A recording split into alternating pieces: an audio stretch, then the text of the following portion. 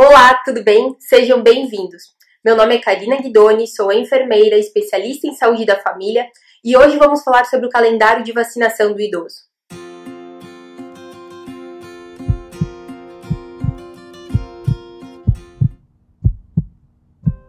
Você conhece o calendário de vacinação do idoso? Sabe todas as vacinas que o idoso tem que fazer? Então, as vacinas são a forma mais eficaz de proteção contra as doenças. E é importante que todos os idosos tenham o seu calendário de vacinação em dia. Hoje nós vamos falar sobre as vacinas disponíveis no SUS e na rede privada. Vamos começar então pelas vacinas que você pode ter acesso gratuitamente nas unidades básicas de saúde. Vacina contra a febre amarela. A vacina contra a febre amarela, ela é feita em dose única. A pessoa não necessita, os adultos, fazerem reforços. Então vai fazer apenas uma dose e ela vai estar imunizada. Ela é aplicada subcutânea, então ela é uma vacina que praticamente não causa dor. Qual é a contraindicação? Quem não pode receber essa vacina? Então as pessoas que estiverem com febre no momento da vacinação não é recomendado, então devem adiar essa vacina. Então as pessoas que tiverem a temperatura acima de 37,5 devem evitar. Por quê? Vai ter uma complicação da febre? Não, na verdade a febre ela pode ser indicativo de outra doença. E se você fizer a vacina e tiver a febre depois, devido à vacina, você não vai saber se aquela febre que você tinha antes já era de algum outro problema. E isso acaba muitas vezes atrasando algum diagnóstico. Por isso é recomendável aguardar e fazer a vacina depois que a pessoa estiver já sem febre. As pessoas também que são alérgicas ao ovo ou a derivado não devem receber a vacina. Então esses casos devem ser avaliados pelo médico. No caso dos idosos, todos os idosos, para receberem a vacina da febre amarela, devem ter a liberação médica. Então a gente tem que conversar com o médico durante uma consulta de rotina, não precisa ir especificamente para isso, e ver se é recomendado, se esse idoso está liberado para fazer a vacinação. Eu recomendo que você faça isso. Por quê? A gente tem pouquíssimos estados no Brasil que ainda não temos a febre amarela. Nos estados do sul já temos também, que anteriormente não tínhamos. E a pessoa nunca sabe também quando pode acontecer dela ter que viajar. Então muitas vezes a pessoa procura fazer a vacina muito em cima do momento da viagem, quando ela é informada que necessita fazer a vacinação para aquela área. Então a gente não deve aguardar. Então, o que a gente vê na prática é o seguinte, a pessoa leva 10 dias para ter imunidade contra a febre amarela. E muitas vezes não dá tempo de se fazer essa vacina e se ter imunidade antes da viagem. Então é interessante que a pessoa sempre deixe essa vacina em dia. Até porque a gente nunca sabe quando o nosso estado pode vir a fazer parte dos estados que já tenham a doença em circulação. Quais são as reações da vacina? Então, uma pequena porcentagem só das pessoas que fazem a vacina tem algum tipo de reação, que podem ser dor de cabeça, dor pelo corpo e febre. Esses sintomas podem aparecer em até 10 dias após a vacina.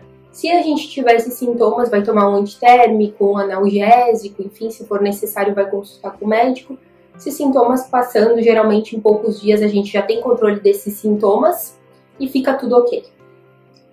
Pode ter casos de hipersensibilidade, que são aquelas reações mais graves à vacina, tá? Isso aparece em qualquer vacina a gente pode ter.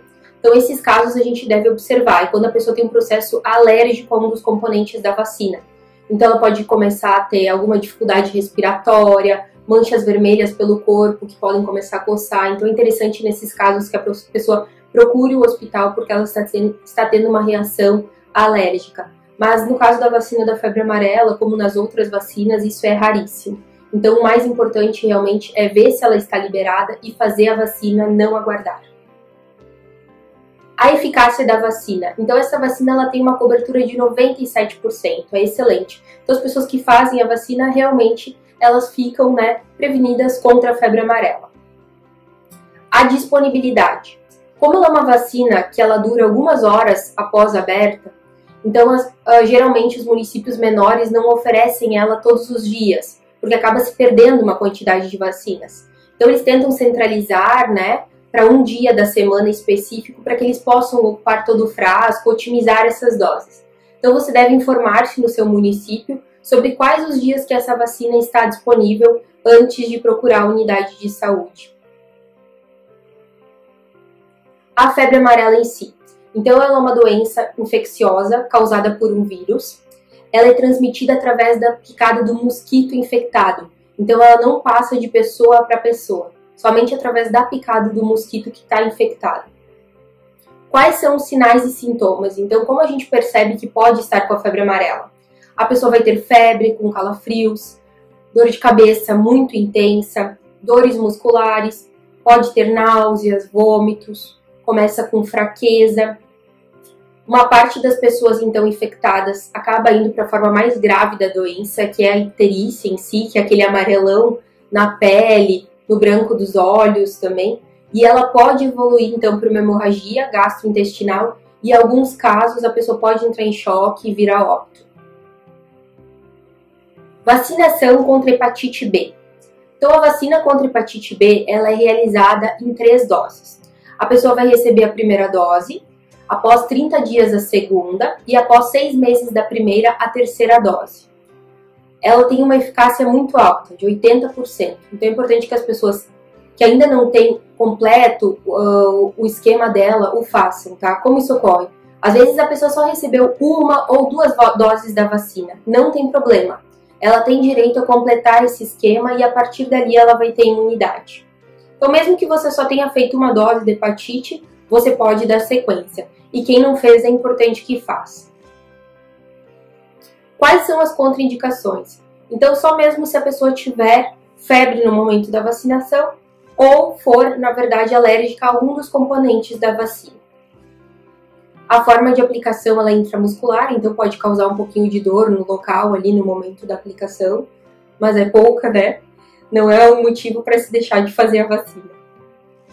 Quais são as reações adversas? Então, o que pode aparecer após a pessoa receber a vacina? O que é mais comum? Dor, às vezes um pouco de edema, né, de inchaço ali no local em que foi feita a vacinação.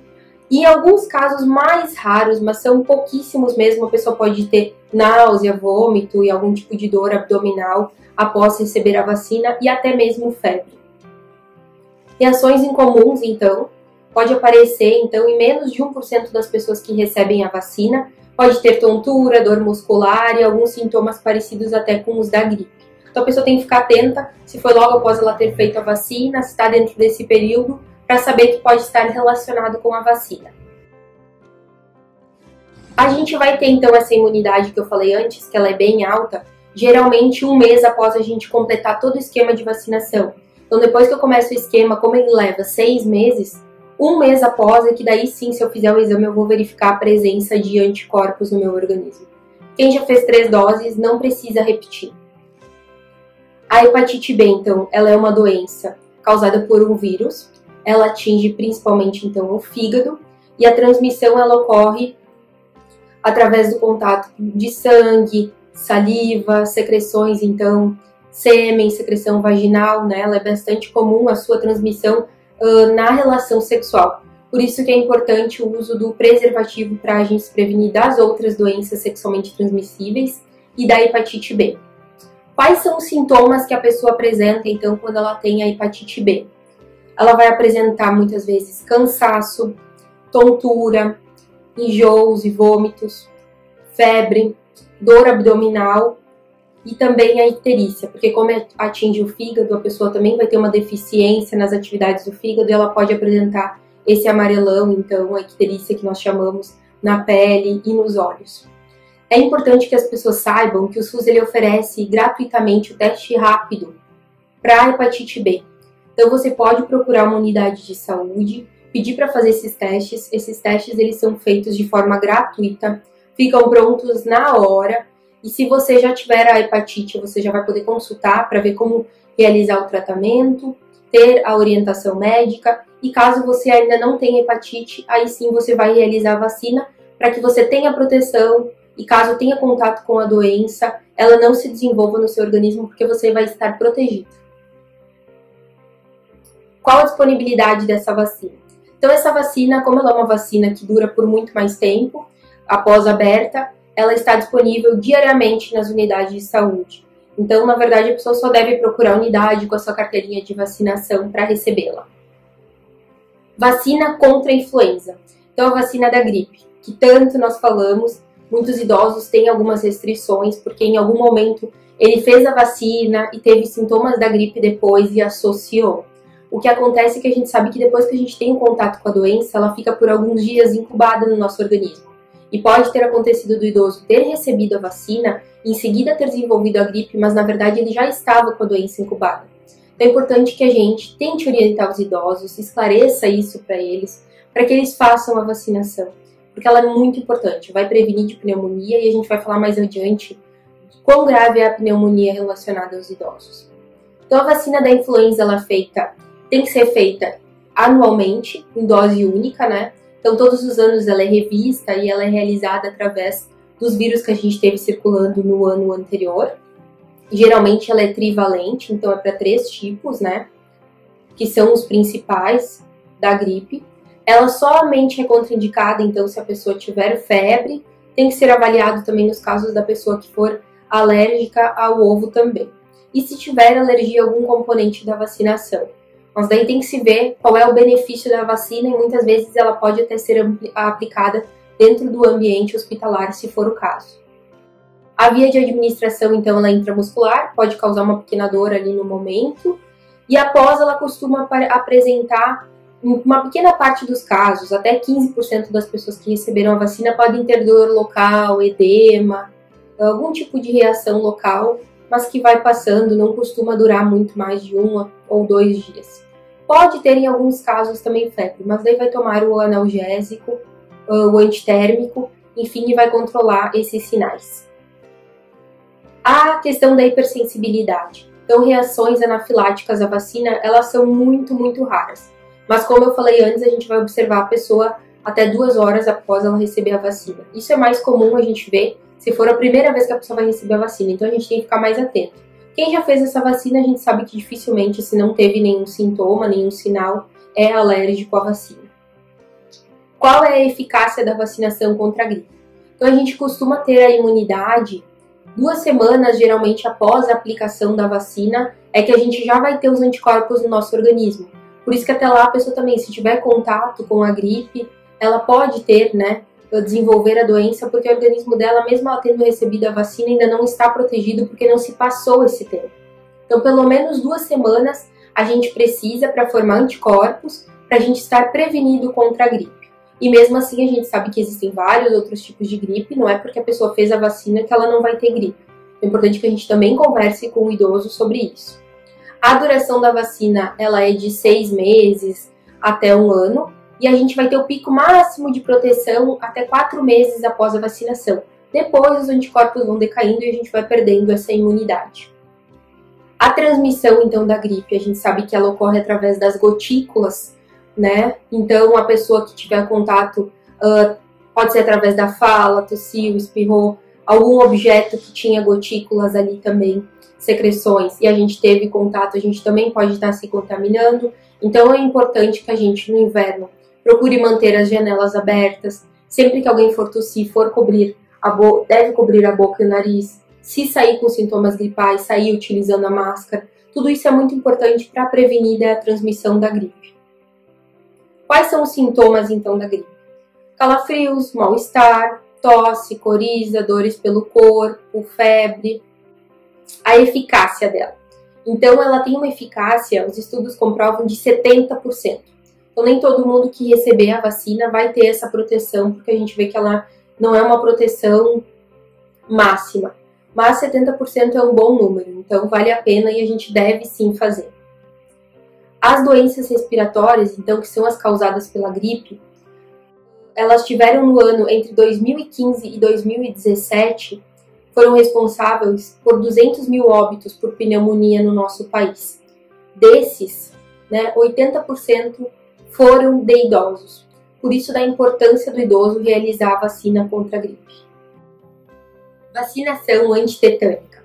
Então, a vacina antitetânica dupla-dupla, ela imuniza, então, contra a difteria e contra o tétano. Qual é o esquema, então, de vacinação contra o tétano? A pessoa vai receber 3 doses. Faz a primeira dose, 2 meses após a segunda, e 2 meses após receber a segunda dose, ela faz a terceira dose. Então, é 0, 60 e 120 dias. Qual a via de administração? Ela é aplicada via intramuscular, Então ela costuma causar um pouquinho de dor na hora da aplicação e depois a pessoa pode fazer, se quiser, algumas compressas geladas no local, que isso vai aliviar os sintomas que ela pode ter ali, que é dor e um pouquinho de edema. Qual a contraindicação?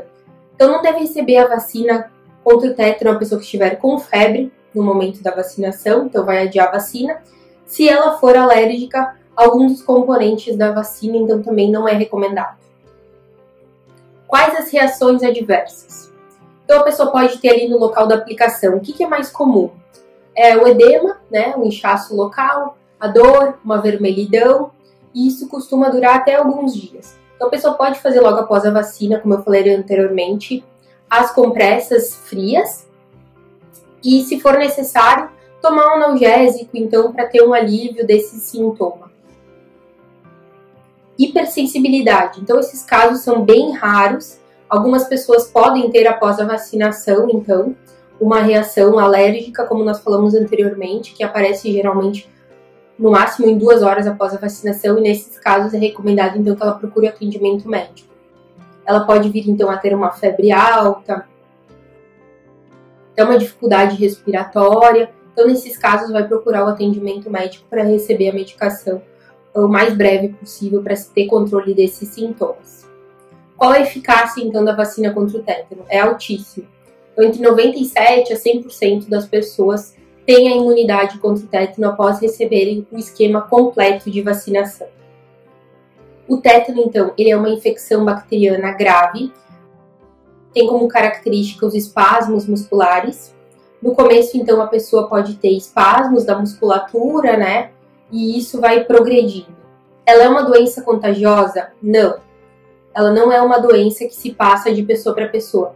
A pessoa ela vai ter contato, então, com a doença se ela tiver contato com algum objeto que tiver ali essa bactéria. Então, ela vai ter algum ferimento, vai ter contato, a gente já falou num vídeo anterior, com terra ou algum objeto, algum metal que tiver essa presença ali, e isso vai acabar penetrando no organismo dela e ela vai desenvolver a doença.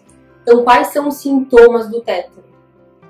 A pessoa começa, então, com rigidez da musculatura do corpo, principalmente do pescoço, então ela perde os movimentos do pescoço, uma forte sensibilidade à luz, então qualquer luz um pouco mais alta já incomoda muito, a barulhos também, então ruídos incomodam demais a pessoa, e ela começa então a ter uma contratura da musculatura. Então toda a musculatura vai se contraindo, isso pode atingir também os órgãos, né, os músculos respiratórios e levar a uma parada cardiorrespiratória. Difteria. Então a difteria, ela está também junto na vacina dupla adulto, que é contra o tétano e a difteria. O esquema vai ser o mesmo, né, no caso da antitetânica, então a pessoa vai receber a primeira dose, 60 dias após a segunda e 120 dias após, então, a terceira dose. Então ela é feita através de 3 doses. A aplicação, como eu falei anteriormente, ela é intramuscular e causa um pouquinho de dor local.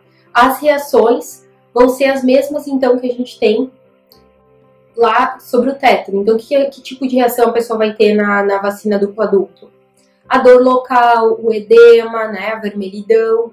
Então, ela pode fazer compressas frias após a vacina e também tomar algum analgésico se for necessário. A difteria, então, ela é uma doença respiratória infecto-contagiosa.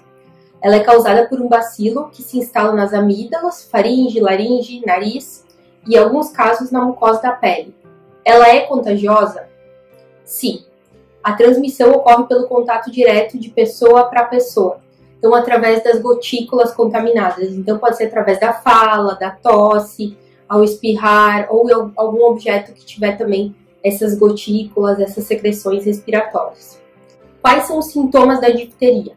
A pessoa vai ter mal-estar, dor de garganta, febre, secreção nasal, gânglios linfáticos inflamados, manchas vermelhas na pele, edema, então, na região do pescoço, fica bastante cansada, bastante prostrada e pode vir a ter a insuficiência respiratória. Isso vai ocorrendo conforme o agravamento, então, desses sintomas. Essas vacinas, então, que nós falamos anteriormente, elas estão disponíveis na rede pública de vacinação. Então, a pessoa deve procurar uma unidade básica de saúde, verificar quais os horários em que a sala de vacina está em funcionamento, levar consigo o cartão do SUS e a carteirinha de vacinação. Caso ela não tenha carteirinha de vacinação, vai ser disponibilizada então uma nova carteirinha. É importante então quem ainda não tem essas vacinas que faça, com exceção da vacina da febre amarela, as demais vacinas não é necessário que a pessoa tenha a liberação do médico. No caso da hepatite B, como nós colocamos anteriormente, é interessante a pessoa fazer o teste rápido e ver se já não está com a doença. Se não tiver, ótimo, vai realizar a vacinação. Então é uma forma simples, barata, né, na verdade gratuita. Não tem por que as pessoas deixarem de fazer a vacina. Então se você acompanha idosos, cuida de idosos, tem um idoso na sua família, certifique-se de que ele está com todas as vacinas em dia. Agora então nós vamos falar sobre as vacinas que estão disponíveis na rede privada de vacinação. Então existem clínicas que fornecem também as vacinas que a gente não tem liberadas através do SUS. Nós temos uma particularidade, que é uma vacina que ela está disponível na rede privada e ela pode ser disponibilizada através do SUS também se a pessoa tiver critérios. Então eu vou falar sobre essas vacinas agora. Essa vacina ela é a Pneumo 23. Temos também a Pneumo 13. Então se a pessoa tem alguns critérios, ela tem doenças cardíacas crônicas, pulmonares, ela pode receber essa vacinação através do SUS, mas daí ela precisa de um encaminhamento médico. Então deve se informar na sala de vacinação mais próxima da sua residência. Você vai receber então todas as orientações para fazer o encaminhamento dessa vacina SUS. E também pode então fazê-la nas redes privadas. Essa vacina contra a pneumonia, ela é excelente, porque ela vai prevenir dos tipos principais de pneumonia. Então assim o idoso vai se manter saudável por muito mais tempo. Então, se ele tiver gripe, a chance dele desenvolver uma pneumonia é muito menor porque ele está vacinado. Qual o esquema, então, da vacinação contra a pneumonia, né? A pessoa vai receber uma dose da Pneumo 13 e depois disso ela vai receber uma outra dose da Pneumo 23, geralmente 2 meses após. A Pneumo 23, ela deve fazer a cada 5 anos, para que ela mantenha a eficácia dessa vacina, mantenha os anticorpos ativos no seu organismo. Então, ela é extremamente recomendada para todos os idosos. Quais os critérios, então, para quem deseja verificar se tem como receber essa vacina pelo SUS? Então, a pessoa ela tem que ter, no caso, algum tipo de doença pulmonar ou cardiovascular crônica, insuficiência renal crônica, cirrose hepática também se enquadra, algum tipo de imunodeficiência, pode ser congênita ou adquirida, e quem fez algum tipo de transplante também. Então, as pessoas que se enquadram nesses critérios devem procurar a unidade de saúde com sala de vacina, vão receber todas as orientações de quais as documentações ela deve apresentar para fazer esse pedido para receber essa vacina através do SUS. A via de aplicação é intramuscular, causa um pouquinho de dor no local, também pode ser feita essas compressas frias após. Contraindicação somente se a pessoa tiver febre ou for alérgica a algum dos componentes da vacina. A reação adversa, então, o que costuma aparecer, a mais comum, mas também são em pequenos casos, apenas 10% dos casos, a pessoa vai ter dor no local, vermelhidão, um pouco de edema, pode vir a ter cefaleia, diarreia e até mesmo dores musculares após receber a vacina. A pneumonia. Então é importante a gente salientar que a pneumonia é uma das doenças mais perigosas nos idosos. Trata-se de um processo infeccioso nos pulmões causados por bactérias ou vírus. Alguns fatores, eles contribuem então para que a pessoa desenvolva a pneumonia. No caso de fumantes, pessoas que fazem uso de bebida alcoólica, o ar-condicionado também, que acaba tirando muito a umidade do ambiente. Então é importante o idoso que fica muito tempo no ar-condicionado, que se utilize um umidificador, para que ele possa também manter as vias aéreas, né, mais umedecidas. Quais são os sintomas, então, de pneumonia? Vão ser todos aqueles sintomas da gripe, né? A pessoa começa a apresentar tosse, dores pelo corpo, ela pode ter febre, vai sentir uma redução, então, do apetite, aos poucos vai ficando mais prostrado, muito cansado, vai ter uma dificuldade um pouco maior respiratória, podendo levar, então, até a confusão mental. Então, é importante que a gente, logo no início, já trate quando o idoso estiver com a gripe, para que não se torne uma pneumonia. Agora vamos falar então da vacina contra herpes zoster. Ela é aplicada então em dose única, é muito recomendada para todos os idosos. A via de aplicação dela é subcutânea, então ela é uma vacina que praticamente não causa dor. Está contraindicada, então, para as pessoas que tenham febre, alergia a algum componente da vacina ou que sejam imunodeprimidas. Quais são as reações adversas da vacina? A pessoa pode ter, então, dor no local, eritema e pode vir até a ter algum hematoma, coceira e calor no local. Então, se ela tiver esses sintomas depois da vacinação, ela vai somente tratar esses sintomas. Se for necessário, vai procurar o atendimento médico.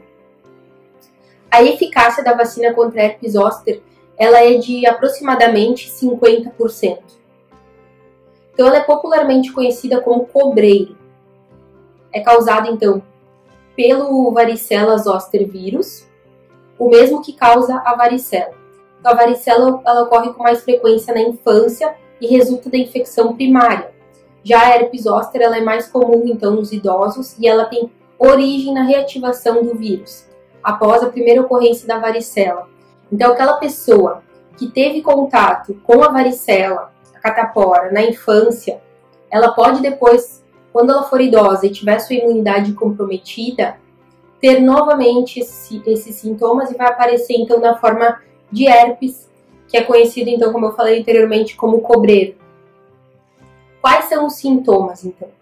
Na maior parte dos casos, alguns sintomas antecedem as lesões na pele. Então, o que a pessoa pode sentir antes de ter aquelas erupções na pele? Ela vai ter dores pelo corpo, febre, dor de cabeça, mal-estar, e após, então, vão aparecer essas lesões. Por isso que é muito importante que os idosos façam a vacinação. Ela vai ter uma eficácia de 50%, mas isso já contribui e muito. Então, para que as pessoas não desenvolvam a herpes e não sofram com herpes, porque a gente sabe que isso é bastante comum em idosos. Agora vamos falar sobre a vacinação contra as meningites, tá? Meningocócicas conjugadas. Então, temos a A, C, W, Y. As meningites e infecções generalizadas são causadas pela bactéria meningocócica dos tipos A, C, W e I. Então, como é feito o esquema nos idosos da meningite? A pessoa vai receber apenas uma dose, ela é feita de forma intramuscular, não é indicada para aquelas pessoas, então, que tenham febre, algum tipo de doença que cause alteração da coagulação ou que sejam alérgicas a algum dos componentes da vacina. As reações adversas mais comuns. Então, o que o idoso pode apresentar após fazer a vacina? Geralmente, a dor local, calor, esse local pode ficar também endurecido, a gente pode sentir ficar vermelho, bem durinho. Isso costuma aparecer até 72 horas após a vacina e depois desaparece naturalmente. Então, essas reações a gente pode ter ainda por um período, né, de 3 dias após receber a vacina. Podem ocorrer também, em alguns casos, febre e dor de cabeça. Vamos falar então um pouquinho sobre a doença, sobre as meningites. Então, a meningite ela é um processo inflamatório das membranas que envolvem o cérebro, provocando uma reação purulenta detectável no líquor, que é o líquor, né, o líquido, então, que ele banha, a gente chama assim, o sistema nervoso. Então, ele passa por todo o sistema nervoso, esse líquor. As meningites, então, elas podem ser bacterianas, virais e também tuberculosas e fúngicas, ou mesmo fazer parte da evolução de algumas outras doenças autoimunes. Qual é a forma da transmissão, então, da meningite? A meningite, então, ela pode sim ser transmitida de pessoa para pessoa, através de gotículas de uma pessoa que esteja contaminada, ou, como eu falei anteriormente, a pessoa ela pode ter uma doença autoimune e desenvolver a meningite devido a essa doença autoimune. Quais são os sintomas, então, da meningite? O que as pessoas devem ficar atentas? Uma febre alta e repentina, assim. Então, do nada, a pessoa começa com uma febre muito alta, ela começa a ter muita dor de cabeça e apresenta a rigidez do pescoço. Então, os movimentos do pescoço, eles não se realizam. A pessoa não consegue dobrar o pescoço para frente. Isso é um sinal claro que a pessoa pode estar com meningite. Então, deve procurar o atendimento médico imediatamente. Pode também ter vômitos e sensibilidade à luz, levando também à confusão mental. Quais as complicações mais comuns, então? Pode acarretar, então, cegueira, surdez, problemas neurológicos e amputação de membros. Os tipos, então, de meningite A, B, C, W e Y são os mais comuns em todo o mundo. Todos os anos, em torno de 1.500 a 3.000 brasileiros são acometidos pela meningite, sendo que o risco de morte ele chega a 20% dos casos. Então é um número bem alto. E ela tem muitas sequelas também, costuma deixar algum tipo de sequela, que pode ser a surdez, a cegueira ou algum outro problema neurológico. Então trata-se de doenças gravíssimas que a gente tem como preveni-las através de uma vacinação. Vacina tríplice viral. Então ela é contra sarampo, cachumba e rubéola. A vacina tríplice ela é aplicada em dose única. Para os idosos ela só está disponível na rede privada, a menos que se tenha um caso de surtos, aí sim o SUS disponibiliza para as regiões de surto. Então essa vacina a gente deve analisar se o idoso vai para uma área de risco, se na região dele existem casos e conversar com o seu médico também. As pessoas que já passaram por essas doenças, elas já vão ter imunidade. Mas caso não tenha passado por essas 3 doenças, sarampo, cachumba e rubéola, é bem interessante que o idoso faça essa vacinação para que ele tenha imunidade. Então, o esquema vacinal, como eu falei anteriormente, ele é realizado em dose única. É uma aplicação subcutânea, então ela é praticamente indolor. A doença. Então, vamos falar um pouquinho sobre o sarampo. O sarampo ele é uma doença altamente contagiosa e é causada por um vírus. A sua transmissão, ela ocorre, então, através de gotículas também, pelas vias aéreas, então pela fala, ao tossir, ao espirrar. Então, a transmissão ela é direta, de pessoa para pessoa.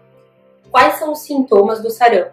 A pessoa pode ter, então, febre, muitas vezes uma febre bem alta, superior até mesmo a 40 graus, apresentar tosse, coriza, né, que é a secreção nasal, e os olhos inflamados. Então, esses são os sintomas que servem de alerta para que a pessoa procure o atendimento médico. Agora vamos falar sobre a cachumba. Ela é uma doença infecciosa, viral aguda e contagiosa. Pode atingir qualquer tecido glandular e nervoso do corpo humano, mas é mais comum ela afetar as glândulas parótidas, que produzem a saliva. Por isso que a gente nota que a pessoa fica com um edema, né, bem visível aqui da área do pescoço, então fica geralmente esse edema no rosto e no pescoço. A sua transmissão ela ocorre da mesma forma, então, através de gotículas, ao falar, ao espirrar, ou ao tossir. Então, é de pessoa para pessoa, por isso que a gente tem que ter muito cuidado.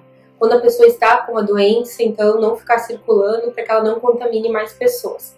Os sintomas da cachumba, então, é o aumento das glândulas salivares acompanhados de febre.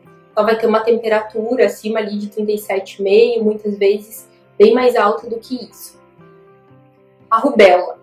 Então, a rubéola ela é uma infecção causada pelo vírus da rubéola. A doença é geralmente rápida e metade das pessoas infectadas nem chega a perceber que está com a doença. A sua transmissão também vai ocorrer de pessoa para pessoa através das gotículas contaminadas e ela costuma causar, então, uma febre mais baixa, linfoadenopatia retroauricular, occipital e cervical e também exantema papular. Ela vai apresentar manchas também pelo corpo. Então a pessoa tem que ficar atenta a esses sintomas e caso tiver, vai procurar o atendimento médico também. Vai só tratar os sintomas. Então o importante é assim, que a pessoa fique atenta, quem ainda não passou pelo sarampo, cachumba e rubéola, faça essa vacinação, é um bom investimento, porque assim vai estar prevenido contra essas doenças.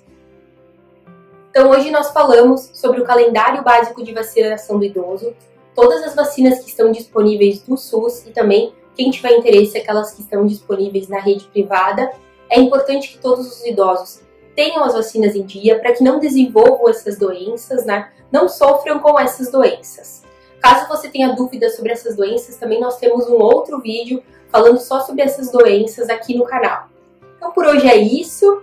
Eu peço que quem ainda não se inscreveu no canal, inscreva-se, porque todas as semanas a gente vai ter um conteúdo muito bom, de qualidade, voltado para a saúde dos idosos. Se você tem alguma sugestão, também deixe aqui nos comentários e não deixe de deixar o seu like e compartilhar para que mais pessoas tenham essa informação.